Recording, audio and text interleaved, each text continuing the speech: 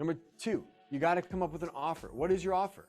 Is it, first day free? Is it complimentary, is it a complimentary day? Is it a number of free days per month if you sign up this month? Is it, what is that initial offer? Come up with something. Is it hair, nails, included?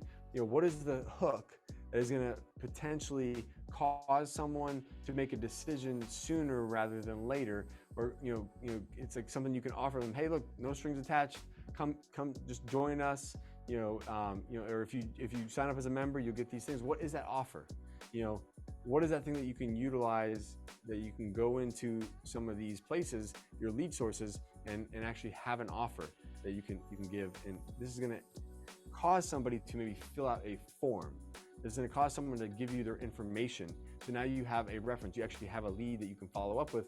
Otherwise, you just have people that are browsing your website, just kind of looking, they don't really know what they want yet, and they're looking, but they haven't given you any information, so you can't follow up with them. So you don't even know if that potential candidate is going to serve you or not. But if you have something to offer them, and you can pull them in, and you can ask them to give you, that information, that could be valuable, right?